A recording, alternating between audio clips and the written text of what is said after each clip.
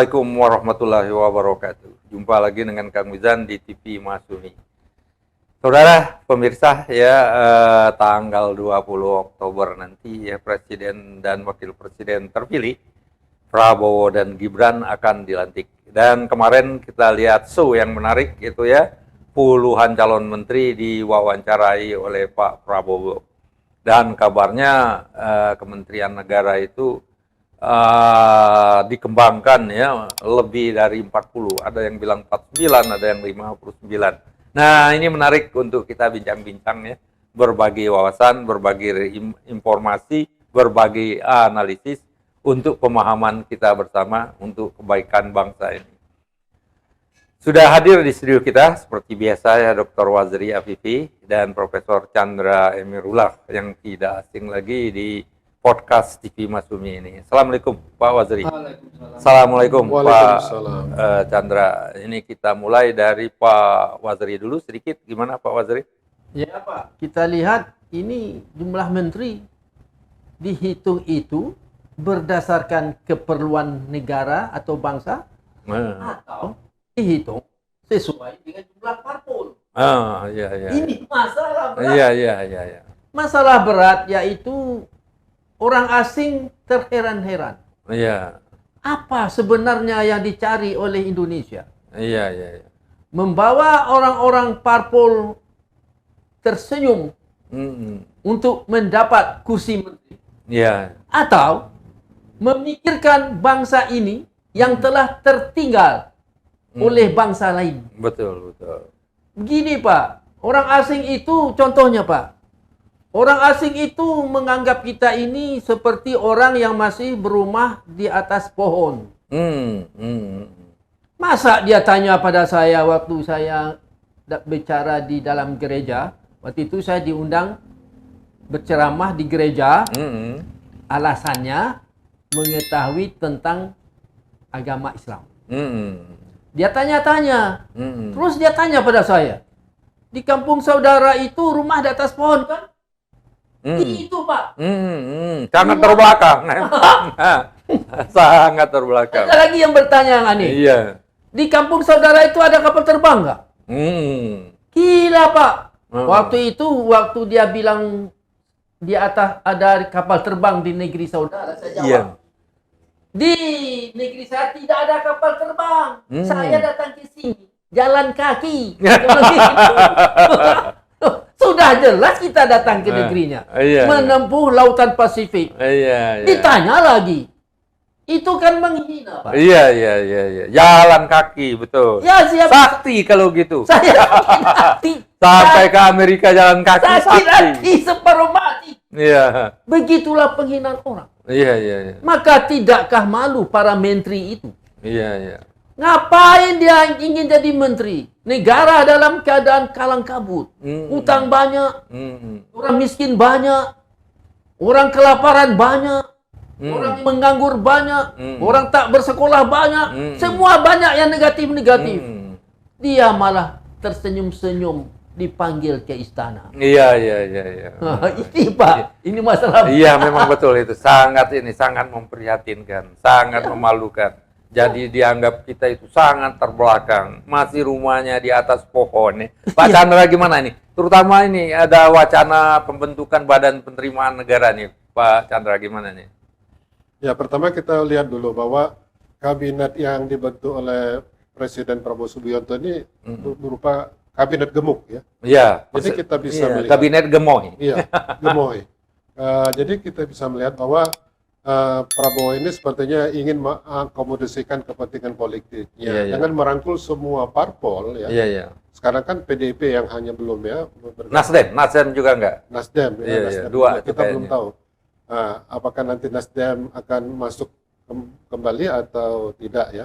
Kayaknya tidak Nasdem ya. Tidak ya. Iya. Ada dua itu PDIP dengan Nasdem Kalau mungkin memang gabung. PDIP dan Nasdem tidak bergabung itu bagus ya. Jadi bisa menjadi oposisi ya. Nah, tapi kalau kita sudah melihat yang dipanggil kemarin, katanya ada 49 calon menteri, ini sangat besar jadi kabinetnya nanti. Karena dari 34 menjadi 49 itu kan sudah hampir naik 50% ya. Iya. Nah, ini ini kan kita ingin melihat apa alasan Prabowo membentuk kabinet sebesar itu ya, apa urgensinya gitu kan. Iya, iya, iya. Karena alasannya kalau misalnya ini negara besar harus diurus oleh orang banyak, itu saya kira tidak tepat juga. Iya, iya, Karena oke. Amerika itu negara lebih besar lagi dari Indonesia, tapi kabinetnya cuma terdiri berapa menteri saja, Iya, iya, tidak iya. sampai 40 atau 50 menteri. Iya, iya, lebih kurang dari 20 malah. Iya. Iya. Ya, jadi dengan kabinet yang bergemuk itu kan gimana nanti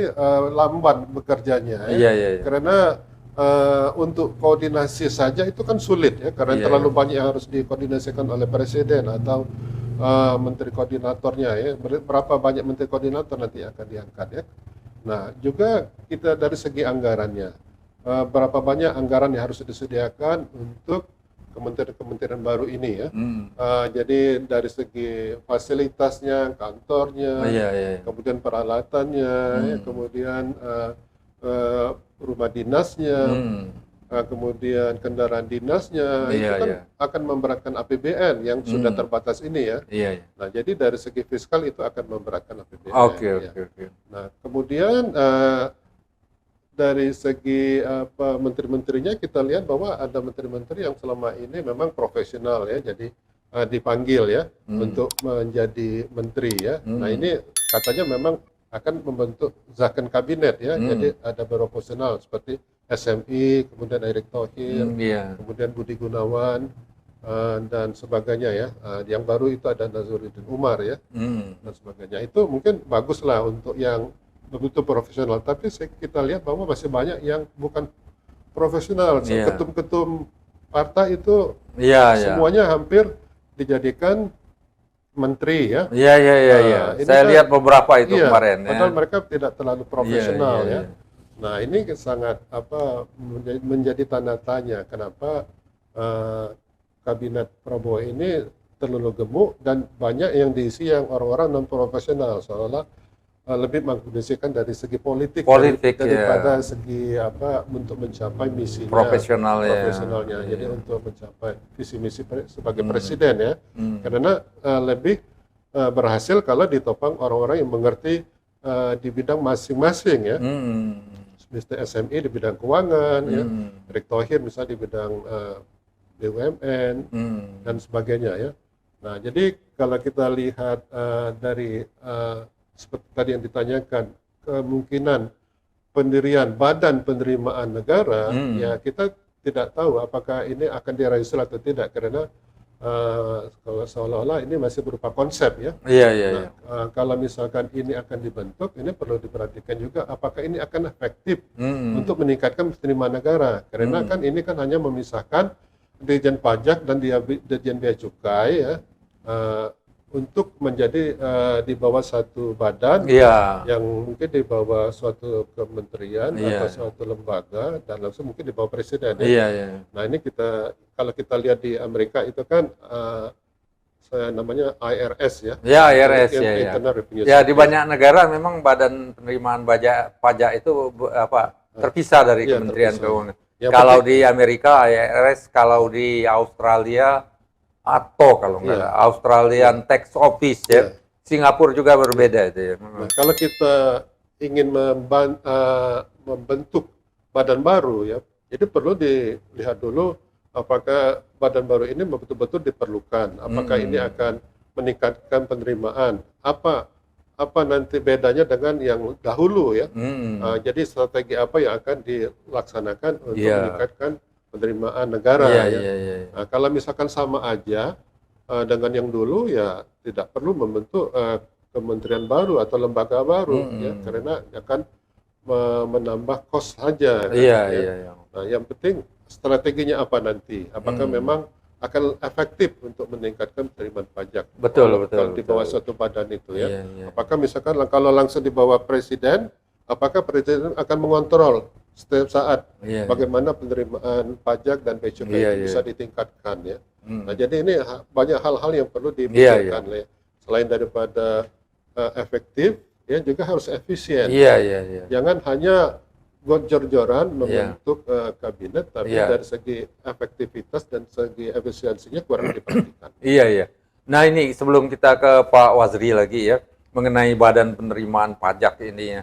Setahu saya ya, waktu saya masih aktif di peneliti dulu, sumber utama rendahnya tax ratio itu karena terlalu banyak pembebasan pajak ya. Pembebasan, pengecualian dan lain-lain. Dan kalau yang paham ini dilaporkan dengan di akun ya, di bagian anggaran belanja pajak ya, belanja pajak atau tax budget ya, tax expenditure belanja pajak, dan jumlahnya besar itu hampir 400 triliun. Bayangkan 400 triliun itu konsensi pajak untuk umumnya pengusaha-pengusaha besar ya, dibebaskan, diskon tarifnya dan segalanya.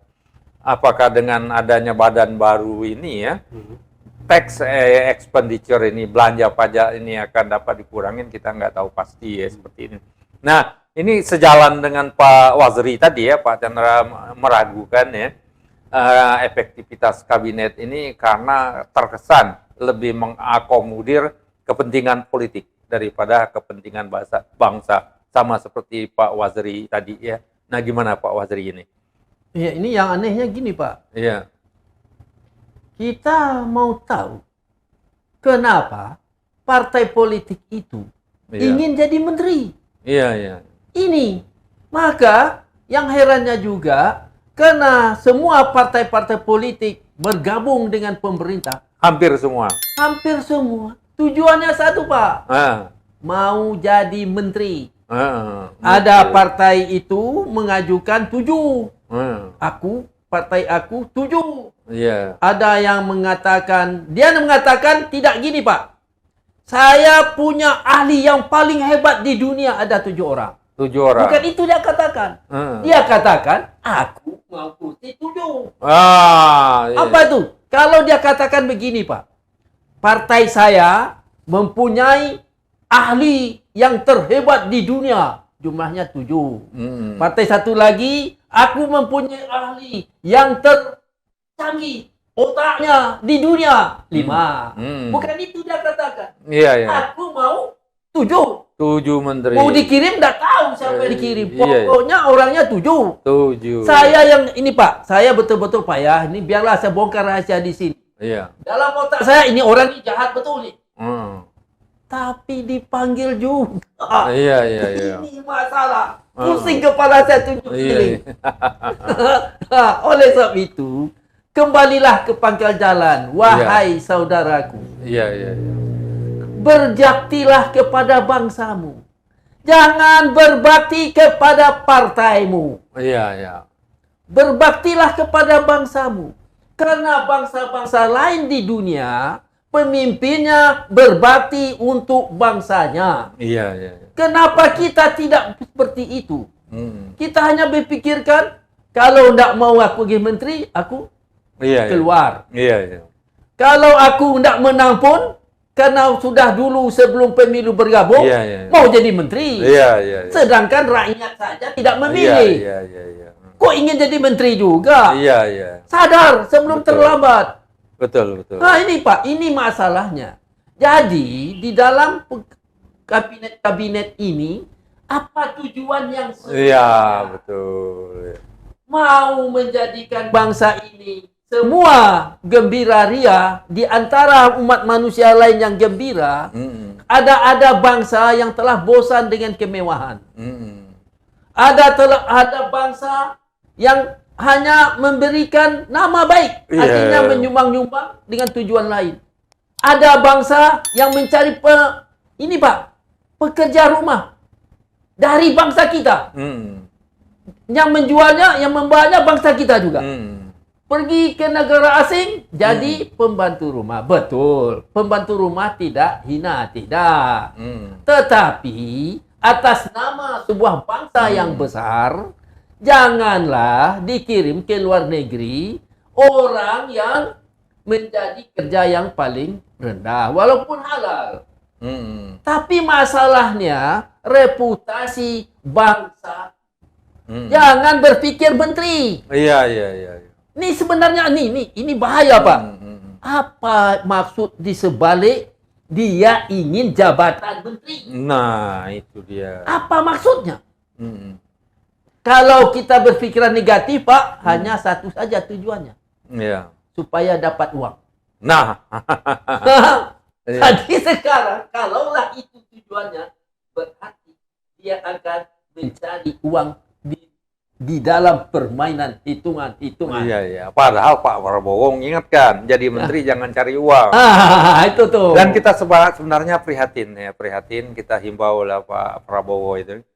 Karena keadaan keuangan negara kita, keadaan ekonomi kita ini tidak baik-baik saja. Atau menurut saya sakit parah ya.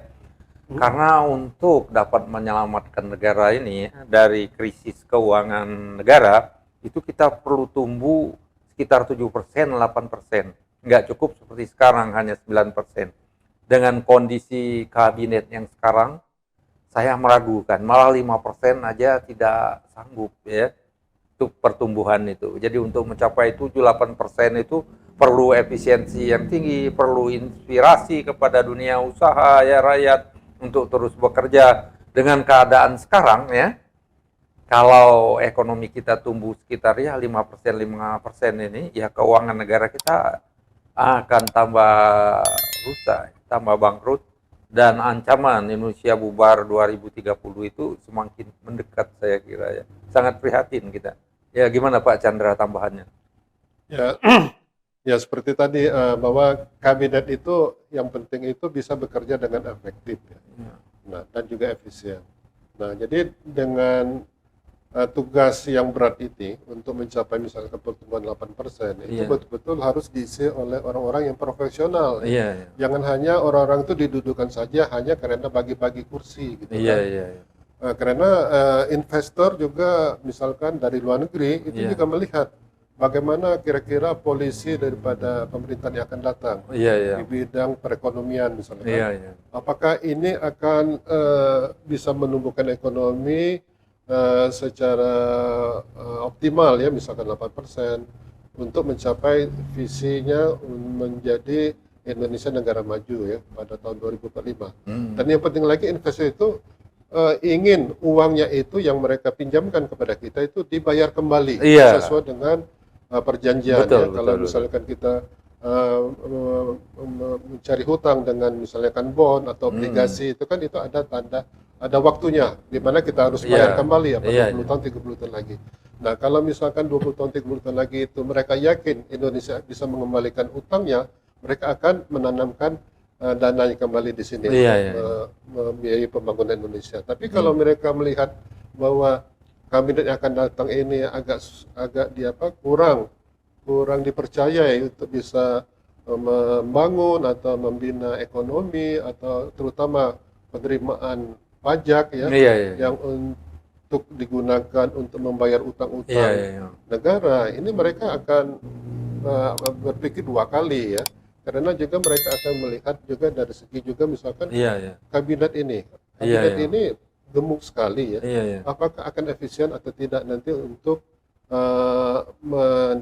menjalankan misi pemerintahan termasuk juga membangun ekonomi dan memberikan pelayanan publik kepada masyarakat kan.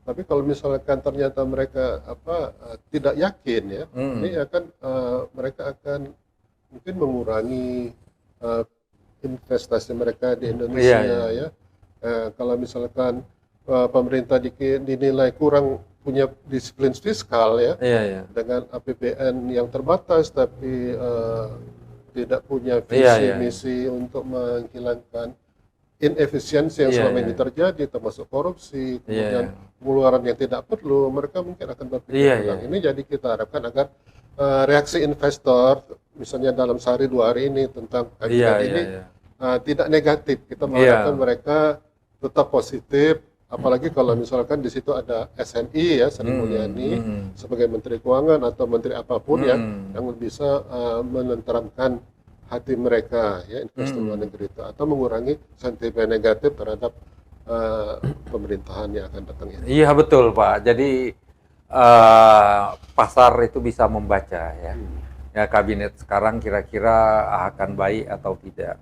Dan mereka itu mengambil tindakan dengan meminta yield ya. Kita kan sebagian besar utang kita itu dalam bentuk bond ya, obligasi. Jadi yield dari obligasi kita, surat utang negara itu semakin lama semakin naik. Yaitu pertanda buruk bahwa investor itu tingkat kepercayaannya kepada kita untuk membayar utang itu makin lama makin berkurang. Nah, dalam waktu dekat ya, karena APBN kita defisitnya itu dibiayai oleh sebagian besar surat utang negara ya, terutama surat utang negara luar dan dalam negeri. Kalau kita terpaksa menawarkan yield yang lebih tinggi, artinya bebannya lebih tinggi, berarti tingkat kepercayaan investor itu terhadap kabinet ini agak rendah ya. Jadi semakin tinggi yield yang dimintanya itu bebannya, beban bunganya. Dalam artinya yield itu beban bunga dan lain-lainnya, ada rumusnya itu. Berarti tingkat kepercayaan investor terhadap kabinet sekarang ini menurun. Kita lihat aja perkembangannya gimana. Semoga walaupun ada kabinetnya 45 menteri ditambah wakilnya kabinet lebih dari 100 menteri ya, persepsi investor, keyakinan investor ya akan kemampuan kita membayar utang itu tidak berkurang ya, walaupun berkurang mungkin tidak begitu banyak, sehingga yield-nya itu dapat dikontrol dalam tingkat yang tidak terlalu mencemaskan. Saya kira nggak melonjak lagi. Saya kira demikian ya. Gimana Pak Waziri, ada tambahan? Saya ada solusinya. Ada solusinya, oke. Ya, kabinet gemuk. Kabinet gemuk, ya. Gemuk sekarang, artinya karena Presiden sudah berjanji kepada semua partai politik untuk diangkat jadi menteri, sehingga dijadikan gemuk. Nah, sekarang ada akal Pak. Sekarang supaya rakyat ini jangan marah, sekarang Presiden membuat perjanjian. Ya, buat perjanjian. Kalau menteri ini tidak ada mencapai target, Presiden memberi target Pak kepada menteri yang punya itu. Target Anda dalam 6 bulan seperti ini.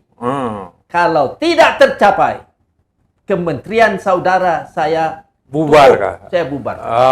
Itu ya. Begini Pak, itu aja. Jadi supaya rakyat tidak marah. Iya. Dan kemudian partai tidak marah. Karena semuanya sudah dikasih kursi. Iya. Kalau dia tidak berhasil mencapai target, bukan salahnya Presiden. Iya. Salahnya orang yang dikirim jadi menteri. Iya. Maka sekarang misalnya misalnya kementerian apa? Kementerian olahraga kan dipecah. Atau kementerian pendidikan dasar dan tinggi dipecah. Kepada kementerian, contoh. Kepada kementerian pendidikan dasar harus buat target. Targetnya contohnya begini. Yang dasar ini apa Pak? Menengah dan dasar, SD, SMP ya. Kalau dalam 6 bulan ada murid-murid SD tidak bisa sholat, maka kementerian saya bubar. Contoh. Ada target. Iya. Jadi 6 bulan kemudian Presiden nguji. Pergi dia ke SD di kampung sana terpencil, uji. Coba kamu sholat. Tidak bisa dia sholat.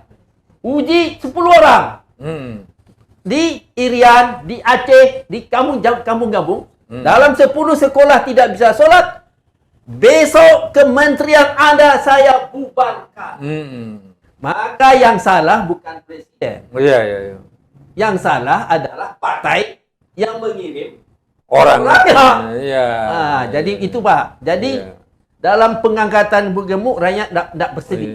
Karena 6 bulan lagi akan ada penilaian. Dan partai pun tidak marah. Karena orangnya dijadikan menteri. Itu jalan tengahnya Pak. Jadi menurut Pak Waziri itu ada kesepakatan. Ada kesepakatan antara Pak Prabowo dengan calon menterinya mengenai pencapaian suatu target dalam waktu tertentu. Jika gagal mencapai target itu, kementeriannya akan dibubarkan. Jadi bukan diganti orangnya, kementerian akan bubar. Bagus supaya sedikit lagi. Bagus sekali. 39. Kalau udah dari awal ini udah ada kesepakatan, ya saya kira memang solusi yang baik gitu ya. Saya kira demikian pemirsa. Ada tambahan Pak Chandra? Ya mungkin salah satu cara lagi untuk mengefektifkan Iya. kabinet ya dengan membuat suatu kontrak. Nah, hampir sama dengan Pak Ya, Waziri. kontrak kinerja. Ya, Kontrak kinerja. Iya. termasuk juga untuk tidak melakukan korupsi. Oke. Ya, jadi fakta integritas. Fakta Itulah. integritas. Ya. Oke. Jadi semua menteri berjanji selain bekerja sebaik-baiknya, tapi juga untuk menghilangkan korupsi di masing-masing Iya. kementeriannya ya, atau lembaganya. Ya, nah itu harus dinilai setiap 6 bulan sekali atau setahun sekali. Iya. Oke. Kalau misalnya terjadi ada korupsi di sana, ya, maka apa akibatnya? Ya, jadi menterinya atau kepala lembaganya harus bertanggung jawab. Walaupun yang melakukan korupsi Iya. bukan menterinya sendiri. Bukan menterinya. Kalau bisa dia mengundurkan diri Iya. dari menterinya, kursi menterinya atau kursi ketua lembaganya. Jadi dengan demikian dia memberikan contoh kepada anak buahnya untuk tidak melakukan penyelewengan, termasuk juga nepotisme ya. Nah itu jadi itu merupakan pelajaran bagi bawahnya atau pedoman bagi bawahnya untuk tidak melakukan sesuatu yang bertentangan ya dengan fakta integritas itu ya. Iya. Nah, selain fakta kinerja juga ya, karena kita kerja memang kita tahu di setiap kementerian itu termasuk di bawahnya itu ada penilaian kinerja. Iya. Ya, setiap 6 bulan atau setiap tahun sekali ya. Nah, jadi semua promosi daripada pegawai itu dilihat dari segi kinerjanya ya. Iya. Jadi kan sudah ada target-target tertentu yang harus dicapai ya. Oke. Nah, termasuk menterinya, memang seharusnya menteri itu harus dinilai dari segi kinerjanya. Iya. Nah, kalau misalkan tidak tercapai, apa akibatnya? Iya. Ya, mungkin bisa diganti dengan orang lain atau tadi kalau secara drastis ya, yaitu dibubarkan. Iya. Tapi kita melihat juga untung ruginya ya. Iya. Kalau dibubarkan apa? Kalau diganti dengan orang lain yang lebih kapabel apa untung ruginya? Ya, itu mungkin. Iya, saya kira bagus sekali Pak. Jadi sebelum menjabat itu ada fakta integritas ya, fakta integritas dengan konsekuensi yang terjabar ya, terlihat dengan jelas. Hampir sama dengan Pak Waziri. Ada tambahan lagi Pak Waziri? Ada Pak. Ada. Ini perkara menteri bukan ada tidak contohnya Pak. Ada contoh. Di waktu Muhammad Nasir menjadi perdana menteri, tidak pernah ada menteri gemuk-gemuk. Tapi dia diakui oleh negara Arab, diakui oleh dunia bahwa Indonesia itu sebuah negara yang perlu disegani. Buktinya apa Pak? Waktu itu saya masih tahu duitnya itu Pak 1 sen, 1 sen, 5 sen. Di Rp1 itu udah besar itu. Nah, ini bukti negara itu disegani. Duitnya itu nolnya kecil sedikit. Ini duit nolnya banyak. Pergi ke luar negeri mendengar orang ini, anak cucu saya juga heran. Kok banyak sangat, besar sangat nolnya, banyak sangat betul uang ini. Iya, heran mereka 10.000, 100.000 satu lembar. Ini masalah Pak. Jadi contohlah Muhammad Nasir. Iya. Menterinya sedikit, dia mencipta Pak. NKRI. Iya. Negara Kesatuan Republik Indonesia dicipta oleh Muhammad Nasir waktu dia menjadi Perdana Menteri. Ini Pak, menterinya dikit. Kalau menteri banyak apa yang dibuat? Paling kuat tersenyum-senyum dengan dapat jabatan menteri. Iya. Itu saja Pak, supaya presiden kita berpikirlah. Dan dia memikirkan, menganalisa usulan kita tadi. Iya. Dan kalau misalnya dikatakan menteri sedikit, bukan gagal, bertambah hebat kalau sedikit menterinya. Banyak menteri juga ada contohnya kan? Iya. Nah, itu Pak. Jadi supaya kita ini sebelum kita meninggal dunia atau setelah meninggal dunia, melihat dari alam barzah, bangsa ini masih disegani oleh dunia. Oke. Semakin banyak menteri, semakin tidak baik kabinet itu sebenarnya. Tahu. Demikian pemirsa, saya kira mudah-mudahan bermanfaat bagi kita semua. Wabillahi taufik wal hidayah. Wassalamualaikum warahmatullahi wabarakatuh.